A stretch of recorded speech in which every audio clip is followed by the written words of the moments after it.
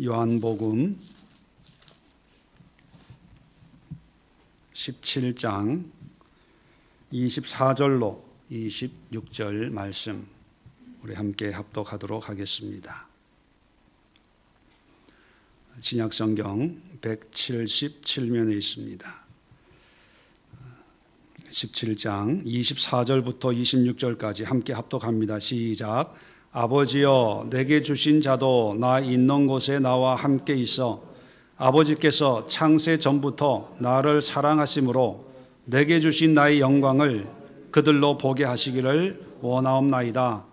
의로우신 아버지여, 세상이 아버지를 알지 못하여 여도 나는 아버지를 알았사옵고 그들도 아버지께서 나를 보내신 줄 알았사옵나이다. 내가 아버지의 이름을 그들에게 알게 하였고 또 알게 하리니 이는 나를 사랑하신 사랑이 그들 안에 있고 나도 그들 안에 있게 하려 함이니이다. 아멘. 자, 이렇게 기도합시다. 8번째 오늘 요한복음 17장의 마지막 내용을 가지고 함께 기도 제목을 삼으려고 합니다. 우리의 살아가면서 많은 하나님의 도우심이 필요한 부분들이 많이 있죠. 그런데 그런 필요함에 따라서 기도하기보다는 하나님의 원하심으로 기도하는 것이 더 지혜롭고 또 하나님이 합당히 여기는 그런 기도의 모습입니다. 무조건 달라고 하기보다는, 무조건 없으니까 주세요 하기보다는 지금 주실 분의 마음과 생각이 어떠한가를 알고, 지금은 부모님이 부부싸움에서 기분이 안 좋으니까 기분이 좀 풀린 다음에 달라고 하는 것이, 그게 지혜로운 것이지요. 신앙생활에서도, 특히 기도생활에서도 우리의 어떤 그런 일방적인 요구보다는 하나님은 어떤 기도를 또 어떤 모습을 원하실까, 그걸 아는 지혜가 필요한데 가장 중요한 것이 성경을 통해서, 또 성경 중에도 믿음의 사람들이 기도하고 그 기도의 은혜를 누렸던 그런 모습들을 우리가 모방해서 따라하면서 기도하는 것이 바로 하나님의 마음에 합당한 그런 모습일 수가 있습니다.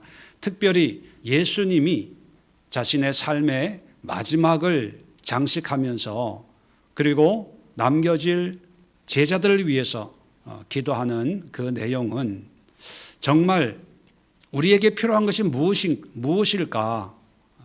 우리 성도들에게, 믿음으로 살아가려고 하는 성도들에게 필요한 것이 뭘까? 또 환난과 역경과 고난, 여러 가지 삶의 어려움 속을 믿음으로 살아가려고 몸부림치는 성도들에게 정말 하나님이 보실 때 이런 기도와 이런 응답이 되었으면 좋겠다라고 하는 모습이 무엇일까? 그 모습을 우리가 요한복음 17장을 통해서 살펴보았습니다. 예수님은 제자들에게 건강을 위해서 기도한 것도 아니고 물질을 위해서 기도한 것도 아니고 무병장수, 부귀영화, 어떤 권세와 권력을 구하는 것이 아니라 지금까지 우리가 살펴본 것처럼 철저하게 하나님과의 관계에서 거룩하고 온전하고 하나가 되고 또 하나님의 돌보심과 보존하심을 기도하고 있습니다. 왜냐하면 그런 하나님과의 관계 속에 건강이 있고 물질이 있고 권세가 있고 또 개인적인 삶의 가치와 의미가 담겨져 있기 때문입니다.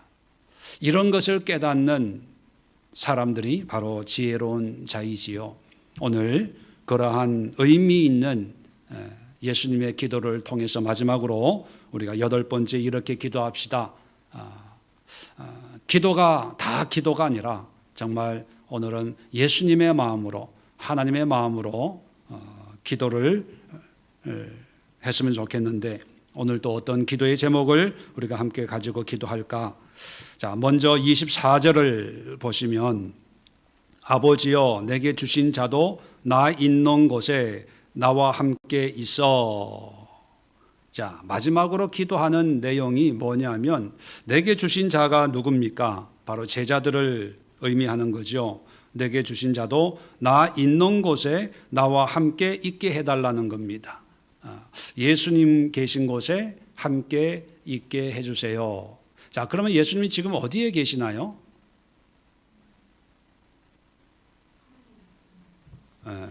지금 이 기도하고 있는 예수님의 입장에서 보면 예수님이 내가 있을 곳이 아니라 앞으로 있어야 될 곳에 그들도 함께 있게 해 주세요가 아니라 현재형으로 말하고 있습니다. 나 있는 곳에 그들도 함께 있게 해 주세요. 여러분, 우리가 기도할 때 정말 중요한 것을 놓칩니다. 가장 중요한 것은 하나님과 함께의 삶이에요. 그런데 우리는 그 함께를 잃어버리고 부자 되게 해주세요. 유명하게 해주세요. 성공하게 해주세요. 병 고쳐주세요. 뭐 주세요. 뭐 주세요 해요. 예. 우리의 간절함이지요. 우리의 원함입니다. 근데 중요한 것은 하나님이 없는 부자 의미 있을까요? 아마 어떤 분들은 그래도 부자로 살면 좋겠어요. 근데 우리 믿음의 사람들에게는 하나님이 없는 부자는 의미가 없지 않습니까? 하나님이 없는 건강 의미가 있을까요? 의미가 없지요. 하나님이 없는 부귀영화, 권세, 세상의 모든 것, 요즘에 학벌, 학위, 성공, 세상은 뭔가만 있으면 그것이 행복을 보장해 주리라는 착각 속에 살고 있지만 우리 그리스도인들이 놓쳐서는 안 되는 것이 예수님과 함께해요. 왜냐하면 지금 나 있는 곳에 그들도 함께 있게 해달라 이 기도를 하는 것은 이 요한복음 이전에 예수님은 아세요. 이들이 나를 버리고 떠날 것을, 배신할 것을. 제자들은 예수님을 부인하고 떠나는 것이 사는 길이라고 생각을 했겠죠. 그런데 예수님은 아세요.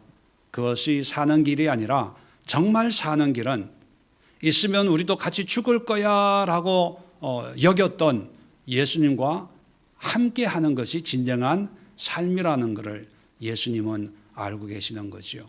그런데 왜 예수님과 함께 하기를 싫어합니까? 외적으로 보면 고난이에요. 핍박이고 환난이고 궁극적으로는 십자가예요. 그래서 예수님이 십자가에 못 박히고 비참한 어떤 그런 종말을 목격을 하면서 나도 예수님과 함께 있다가는 적골나겠다. 그래서 도망가는 거 아닙니까? 그런 생각의 결론은 바로 세상이 주는 거지요. 마귀가 주는 거예요. 그런데 성령님은 그리고 하나님은 아니야. 나와 함께 하는 것이 진정한 삶이야.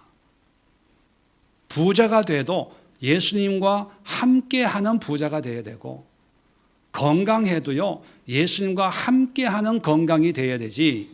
예수님이 없는 건강은요. 건강해져가 더 호랑방탕하는 그런 삶을 사는 사람들도 많이 있지 않겠습니까? 고쳐만 주시면 낫게만 해주시면 주님을 위해서. 그런데 정작 예수와 예수님이 없는 그런 삶을 사는 사람들이 얼마나 많습니까? 그래서 우리가 기도할 때요. 세상이 주는 그 미혹과 마귀가 주는 참소를 분별해야 됩니다. 마귀는 힘들어, 어려워. 야, 너 기도하지 말고 교회 가지 말고 말씀 보지 말고 말씀 묵상하지 말고 일해야 돼. 약 먹어야 돼. 병원 가야 돼. 이거 해야 돼. 친구 만나야 돼. 뭐 해야 돼. 뭐 해야 돼. 그렇게 얘기합니다. 왜? 그게 현실 또 거의 대부분의 사람들이 그렇게 살잖아요. 근데 예수님은 간절한 마지막 기도가 내 제자들이 끝까지 나와 함께하게 하옵소서. 비록 그들의 눈에 손해보는 것 같고 핍박당하는 것 같고 결국은 십자가에 나도 달려 죽을 거라고 생각하지만 그게 미혹임을 알게 하옵소서. 마귀가 주는 생각인 것을 알게 하옵소서. 진정한 행복과 의미는 내가 있는 곳에 그들도 함께하는 것입니다. 이런 마음이거든요. 여러분, 그렇다면 가난하라는 게 아니에요. 부자 되지 말라는 게 아닙니다. 예수님과 함께하는 삶.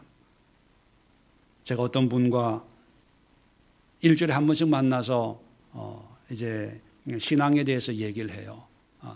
그럴 때 제가 그런 얘기를 했습니다. 어떤 인생의 선택을 할 때 뭐가 좋냐 안 좋냐를 선택하지 말고 어디에 하나님이 있냐 그걸 선택해라. 그렇게 말씀을 드렸습니다. 우리는 좋고 나쁜 거에 너무 익숙해져 있어요. 그런데 의외로 어떤 선택을 하면 하나님과 더 가까운 믿음 생활과 신앙 생활을 할 수 있을까에 대해서는 의외로 쉽게 판단을 해요. A라는 직장과 B라는 직장을 놓고 어떤 직장 생활을 하는 것이 신앙 생활을 하는데 좀 더 유익할까? 그건 기가 막히게 알아요. 근데 우리는 현실적인 문제 때문에 그런 믿음의 선택을 못할 때가 있습니다. 말씀드린 것처럼 저희 딸이 의과대를 입학을 해놓고 다녀야 될까 말아야 될까 고민을 할 때 마지막으로 한번 기도해보고 결정을 해라 해서 일주일 시간을 주고 일주일 뒤에 다시 전화를 하면서 어떻게 결정을 했냐 그랬더니만 안 하기로 했다고. 그 이유가 교회 생활 하는데 공부를 하고 하면 힘들 것 같다고. 그래서 학교 그만두고요. 지금 잘 놀면서 또 다른 공부하고 있어요. 그래서 잘했다 그랬어요. 제가 어떤 분에게 이런 얘기를 했더니만 그분이 그러더라고요. 목사님은 한국 사람이 아니어서 그런가 봐요. 한국 부모는 뭐 이렇게 협박 아닌 협박 해가면서도 공부를 시킨다는 거죠. 너 그러면은 안 돼 하면서도 학교 문 정문까지 끌고 가서라도 공부를 시킨다. 그런 우스갯소리를 하더라고요. 여러분, 우리가 기도할 때, 오늘 이 시간 기도할 때 우리가 평소에 기도하는 그런 기도의 제목의 전제 조건이 예수님이 계신 곳에 우리도 있게 하옵소서. 예수님이 계신 곳에 우리 자녀도 있게 하옵소서. 예수님이 계신 곳에 우리 남편, 아내가 있게 하옵소서. 그 자리가 비록 우리에게는 어렵고 힘들고 고난이고 환난일지라도 예수님이 계신 곳이 긍극적인 행복이고 생명이 있습니다. 여러분은 믿으시나요? 여러분 믿으세요? 그러면 그런 기도를 하세요. 우리 자녀를 위해서 또 우리 한국 교회를 위해서도 기도하시고 우리 예수교회를 위해서도 그냥 교회 부흥이 아니라 부흥만 하면 뭐합니까? 부흥의 목적이 하나님의 뜻을 이루는 것인데 예수님은 간절한 기도가 내가 있는 곳에 예수의 교회도 있기를 원합니다. 그런 기도를 지금 하고 계시잖아요. 그래서 첫 번째 기도가 예수님이 계신 곳에 우리도 있게 하옵소서. 자, 두 번째 계속해서 24절 보면 아버지께 나와 함께 있어 아버지께서 창세 전부터 나를 사랑하심으로 내게 주신 나의 영광을 그들로 보게 하시기를 원하옵나이다. 자, 나의 영광을 보게 하시기를 원합니다. 내 영광을 보게 해주세요. 그런 거예요. 그러면 예수의 영광이 뭡니까 지금? 이 제자들이 물론 부활한 예수님 그리고 승천하는 모습을 나중에 이제 보게 되겠죠. 자, 그런데 예수님이 말씀하시는 하나님이 나에게 주신 영광, 그 영광이 현실적으로는 십자가였거든요. 이제 상황적으로는 그걸 아무도 영광이라고 생각하지 않으니까 도망가는 거거든요. 자, 그래서 하나님의 영광을 예수님에게 주셨는데 이 제자라고 하는 사람들도 예수님의 가르침을 통해서 예수님과 소통하는, 교제하는 그런 존재들 아닙니까? 그러면 하나님의 영광을 예수님에게 주셨고 또 그 예수님의 영광을 제자에게 주었다면 제자들은 그 영광을 볼 수 있어야 된다는 거죠. 근데 지금 제자들이 지금은 예수님을 따르지만 나중에 예수님을 다 버립니다. 그리고 예수님을 따르면서도 예수님이 계속해서 말씀하시는 것은 뭐냐면 십자가를 지고 나를 따르라. 또 대접받지 말고 섬겨라. 위에 앉지 말고 낮은 곳에 앉아라. 계속 그런 말씀을 하셨어요. 그것이 영광스럽게 되는 방법이다.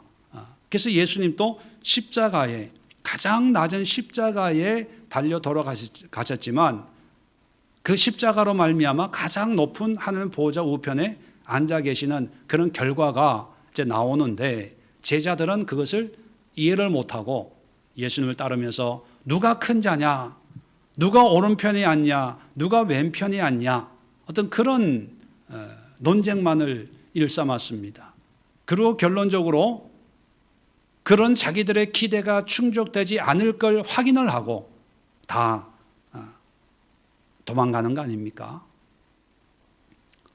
자, 그런 모습을 보시면서 미리 아시면서 하나님, 저들이 나의 영광을 보게 하옵소서. 이 본다는 것은 눈으로만 보는 것이 아니라 알고 깨닫게 하옵소서. 자, 그러면 여러분, 좋은 거는 다 좋은 줄 알아요. 비싼 거는 다 비싼 줄 알아요. 그런데 쓰레기 더미 속이나 어떤 그 쓰레기 처리하는 데 싸놓은 데 이런 데 있잖아요. 쓰레기 더미 속에서 거기에 던져진 어떤 보물을 분별하기는 쉽지가 않잖아요. 전문가 아니면 진짜인지 가짜인지 뭐 쓰레기 더미에 있으니까 다 쓰레기로 여기는 거죠. 자, 제자들에게 나의 영광을 보게 하옵소서라고 기도하는 것은 하나님의 이러한 상황에서 예수님의 진짜 영광, 진면목, 참모습을 보기가 쉽지가 않다는 거예요. 그런데 그것을 볼 수 있는 눈과 안목을 달라고 기도하는 거예요. 세상에 교회가 얼마나 많습니까? 또 목사님들이 설교를 얼마나 많이 합니까? 그리고 하나님이 은혜의 도구로 사용하시는 뭐 찬양이든 기도회든 뭐 이런 거 얼마나 많아요. 그죠? 그런데 많으면 뭐 합니까? 내가 은혜가 돼야지. 내가 변화가 되는 게 중요한 거지. 우리나라 교회가 너무 많아. 여러분, 아무 의미가 없는 거예요. 중요한 것은 내가 하나님의 은혜를 누리고 변화되는 건데 이 제자들에게 3년 반 동안 제자야 수제자야 내가 커 뭐 누가 커 이거 아무 의미 없고 예수님의 어떤 그런 삶과 사역과 그리고 십자가를 보면서도 이것이 하나님이 예수님을 통해서 우리에게 보여주시는 구원의 은혜요 영광이구나, 이거를 깨닫는 영적인 통찰력이 우리에게 있어야 된다는 거예요. 근데 그게 없으면 여러분 생각해 보세요.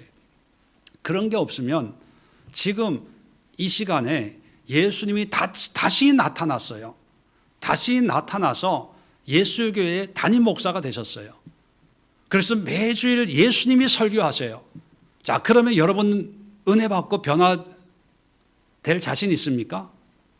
자신 변화될 수 있다고 생각하시는 분만 하면, 예수님이 목회하시고 예수님이 우리 교회 담임 목사라면 내가 그냥 은혜 받고 엄청 놀라운 그런 변화된 삶을 살 자신이 있습니다라는 분, 아멘. 김 집사님 자신 있으세요? 최 집사님 없어요? 네. 감사합니다. 저를 위로하려고 그러시는 거 너무 잘 알아요. 네. 여러분, 제자들 보세요. 예수님이 직접 설교하셨고 기적과 이적을 눈앞에서 보여주었어요. 오병이어 기적, 이게 뭐 아무나 하는 겁니까? 그런데도 안 믿어요. 이게 우리가 얼마나 이 완악하고 이 강팍한지. 하나님 있으면 보여주세요. 보면 내가 믿겠습니까? 다 거짓말이에요. 그냥 안 믿으려고 핑계대는 거지.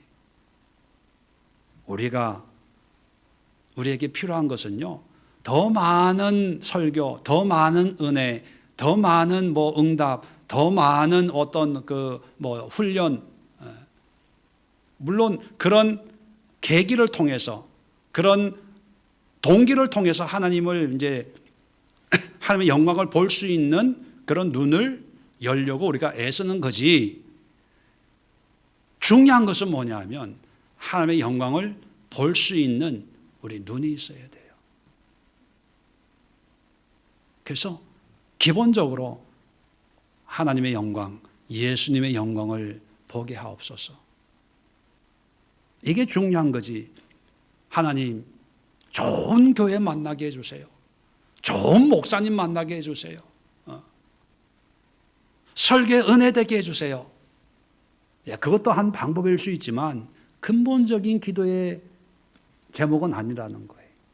근본적인 것은요, 예수님의 영광을 보게 해주세요. 그러면 교회가 아니라 운전하고 가다가 언뜻 보는 어떤 하나를 보면서도, 나무 한 그루 보고 들에 있는 이 꽃 한 송이를 보면서도 갑자기 눈물이 울컥, 코끝이 찡. 그게 하나님의 영광을, 하나님의 은혜를 경험하는 거예요. 그래서 3년 반 동안 내가 하나님의 아들이다, 메시아다 아무리 떠들어도 제자들은 귀뚱으로는 안 들었어요. 근데 부활하고 승천한 다음에 요한복음을 기록하면서 1장 14절에 뭐라고 기록하고 있냐면, 말씀이 육신이 되어 우리 가운데 거하심에 우리가 그의 영광을 보니 아버지의 독생자의 영광이요 은혜와 진리가 충만하더라. 여러분, 예수님과 함께 있을 때는 이런 고백이 불가능했어요. 그런데 예수님의 기도로 말미암아 예수님의 영광을 목격을 했을 때, 그 전까지는 십자가가 부끄러웠어요. 창피했어요. 숨고 싶고 도망가고 싶었어요. 왜 우리 스승은 저런 비참한 종말을 고해야 될까? 좀 멋있게 장렬히 전사해야지. 왜 나무 십자가에 달려서 죽어야 돼? 그런 불평도 했을지 모르겠어요. 그런데 예수의 영광을 보는 눈이 확 열리니까 부끄러웠던 그 십자가가, 이게 엄청난 영광이구나. 은혜와 진리가 이 십자가 안에 가득 차 있구나. 이걸 깨닫는 거예요. 우리가 그렇게 돼야 돼요. 아무리 뭘 하고 봉사하고 애쓰고 몸부림치고 그래도 마음은 여전히 답답하면 얼마나 힘들겠어요. 하나님의, 예수님의 영광을 보게 하옵소서. 말씀을 보다가 그 영광을 보고요, 설거지 하다가 그 영광을 보고요, 운전하다가 그 영광을 보고요, 어떤 사람하고 그냥 별말, 일상적인 말을 하는데 그 사람의 모습을 통해서 하나님의 음성을 듣기도 하고,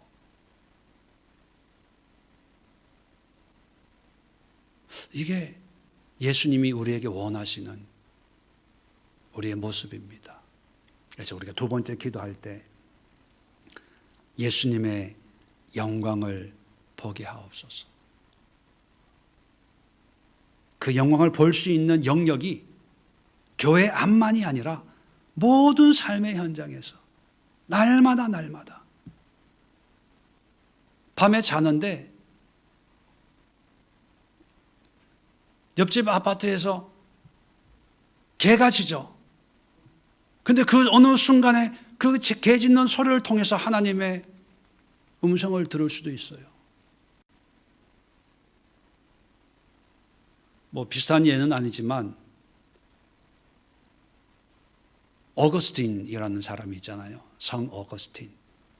허랑방탕하다가 이단에도 빠지고 사생아도 낳고 그러고 사는데 어느 날 공원에서 이제 피곤해서 쉬고 있는데 어린 아이 울음소리가 들리는 거예요.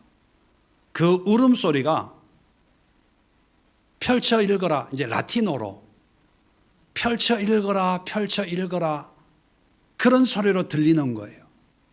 그래서 이상하다 해가지고 아무 생각 없이 집에 와가지고 오늘 애가 어떻게 우는데 조용하게 좀 쉬려고 하는데 애가 울어가지고 쉬지도 못하고 그러면서 펼쳐 읽어라는데 어디를 무슨 뜻이야? 하고 읽었는데 로마서에 술 취하지 말라 오직 성령의 충만을 받아라 그 말씀으로 하나님의 영광을 경험하고 변화된 거예요.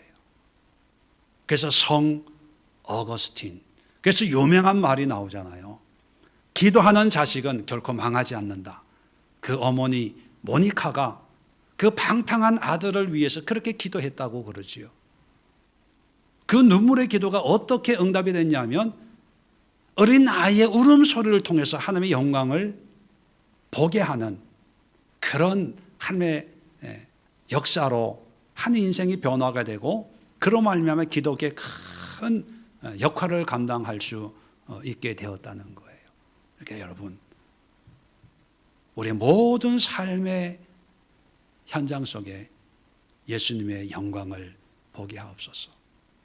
근데 그 영광을 보게 해달라고 해서 다 내 마음대로 해석하는 게 아니라 하나님의 영광은 하나님의 뜻 가운데 분별이 돼야지 내 마음대로 꿈을 꿨는데 이게 하나님이 그냥 오늘 기도하지 말고 쉬라고 그러는 것 같아요. 전화해가지고 집사님 오늘 밥사 기도했는데 하나님이 집사님 감동을 주셔서 나한테 밥 사라고 하는 것 같아.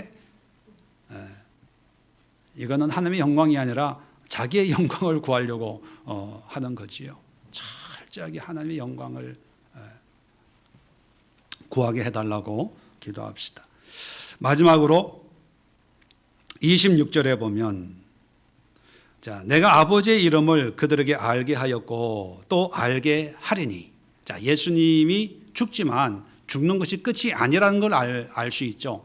지금까지 그들을 가르쳤고 또 알게 하리니. 예수님의 사역은 끝나지 않습니다. 죽으시고 부활하시고 승천하심으로 지금까지도 계속 이어지고 있죠. 알게 하는데 이렇게 예수님이 열심으로 제자를 가르치는 목적은 이는 나를 사랑하신 사랑이, 나를 사랑하신 사랑, 누구의 사랑입니까? 하나님의 사랑이 그들 안에 있고, 하나님의 사랑이 제자들 안에 있고 나도 그들 안에 있게 하려 함이니이다. 결국은 결론 마지막 기도는 뭐냐면 하나님의 사랑이에요. 하나님의 사랑. 하나님의 사랑이 있으면 나도 그들과 함께 있겠습니다. 23절도 지난주에 우리가 잠깐 살펴봤는데 23절도 보면 다시 보면 곧 내가 그들 안에 있고 아버지께서 내 안에 계시어 그들로 온전함을 이루어 하나가 되게 하려 함은 아버지께서 나를 보내신 것과 또 나를 사랑하심 같이. 사랑이 비교급입니다. 대비를 해요. 누구의 사랑? 하나님이 예수님을 사랑한 같이 그들도 사랑하신 것. 누가 사랑하는 것? 하나님이 제자들도 사랑하는 것을 세상으로 알게 하려 함이로소이다. 자, 우리가 하나님 안에 있고 하나님이 우리 안에 있는 이런 관계는 우리가 하나됨이라고 표현했잖아요. 이 하나됨의 존재 방식이 뭐냐? 사랑의 관계라는 거예요. 그냥 예수 안에 있어. 어떤 분이 그래, 전도를 하면 교회는 안 나가지만 난 예수 믿어요. 신앙생활 해요. 또 어떤 경우에는 늘 하나님 안에 살고 있다고 난 믿어요. 그런 대답을 하는 분이 있어요. 그런데 하나님 안에 있다는 것의 어떤 존재하는 방식이 뭐냐면 하나님이 그 사람을 사랑하고 또 그 사람은 하나님을 사랑하는 걸로 나타나야 돼. 그래서 세상이 알 수 있도록 누가 봐도 저 사람은 하나님을 사랑하는 사람이구나. 또 하나님이 저 사람을 끔찍이 사랑하시구나. 이것을 제3자가 물론 자기도 알지만 제3자가 알 수 있기를 하나님이 예수님이 원하셨거든요. 그래서 마지막 26절에도 다시 한번 그 사랑에 대해서 얘기하는데 저들에게 하나님을 알게 하는 목적은 그냥 지식적으로 관념적으로 하나님이 이런 분이야 또 내가 이런 사명을 가지고 이 땅에 태어난 거야 이런 지식과 정보를 아는 것으로 끝나는 것이 아니라 그렇게 함으로 해서 하나님이 나를 사랑한 것처럼 그들도 하나님이 사랑하신다는 그 사랑이 그들 안에 있고 있다면 나도 당연히 그들 안에 있도록 하기 위해서 내가 이렇게 열심히 복음을 전하고 가르치고 내가 죽고 부활하고 승천하더라도 하나님을 전하는 것을 멈추지 않겠습니다. 그런 의미거든요. 요약을 하면 우리가 살아가는 삶의 모든 삶의 신앙의 원리가 뭐냐면 하나님과 사랑의 관계예요. 그래서 어떤 책을 보니까 성도들의 삶의 터전은 성도들이 살아가는 삶의 터는 뭐냐? 사랑 자리 이렇게 표현을 했더라고요. 사랑 자리. 우리는 좋은 땅, 나쁜 땅, 도시에 살고 시골에 살고 이런 표현을 쓰잖아요. 우리가 활동하는 모든 영역을 직장에 장기동에 마산동에 이렇게 표현하는 것처럼 근데 그리스도인들의 삶의 자리는 사랑 자리. 다른 말로 하면 사랑동, 사랑시 이런 표현이죠. 어디에 살아요? 사랑동에 살아요. 하나님과 나와의 관계가 사랑으로 하나가 되고 또 사랑의 이런 모습이 안 믿는 사람들도 그것을 알 수 있도록 그런 관계가 이루어지기를 예수님이 마지막으로 기도하고 있다는 거예요. 자, 그렇다면 우리의 신앙생활하는 이 신앙생활의 이 원동력도 어디에서 나와야 됩니까? 하나님의 사랑에서. 하나님이 나를 사랑하심에 감사해서 또 내가 하나님을 사랑함의 이유 때문에 내가 하는 거거든요. 오늘날 많은 성도들이 과연 이런 하나님을 사랑하는 또 하나님이 주신 그 사랑으로 말미암는 그런 신앙생활을 하는 사람들이 얼마나 많이 있을까? 우리 자신도 되돌아보면 과연 그런 신앙생활을 하고 있는지 아니면 습관적이고 또 의무적이고 또 반복적인 그냥 다람쥐 쳇바퀴 돌아가듯이 그렇게 신앙생활하는 그런 모습은 아닌가. 우리의 신앙도 한번 되돌아보면서 우리 자녀들에게 하나님의 사랑으로 신앙생활을 할 수 있도록 우리 부모님들, 가족, 친지 온전한 믿음이 필요한 사람들을 위해서 기도할 때 어떤 무엇이 아니라 어떤 조건이 아니라 그저 사랑해서 이런 사랑이 어떤 감정일까? 아마 아득한 분 계시겠지만 연애할 때 물론 기억이 안 나겠죠. 근데 요즘에 연애하는 사람들 보면 존경스러워요. 대단하다. 뭐 불철주야 피곤함을 무릅쓰고 교회 봉사를 그렇게 하라고 했으면 아마 교회 옮긴다고 난리가 났을 거예요. 그런데 대단하더라고요. 우리가 정말 그렇게 하나님을 사랑하고 섬겼으면 무슨 일이 나도 수백 번 났을 텐데 그러지는 못하는. 그래서 우리가 오늘 세 가지 기도 제목 가지고 각자 기도할 텐데, 첫 번째, 예수님이 계신 곳에 내가 있게 하옵소서. 내가 있는 곳에 예수님을 자꾸 끌어당기려고 하지 말고 주여 내가 여기 있사오니 이곳에 임하옵소서, 이게 아니라 주여 어디 계십니까? 내가 거기로 가겠습니다. 주님이 계신 곳에 있게 하옵소서.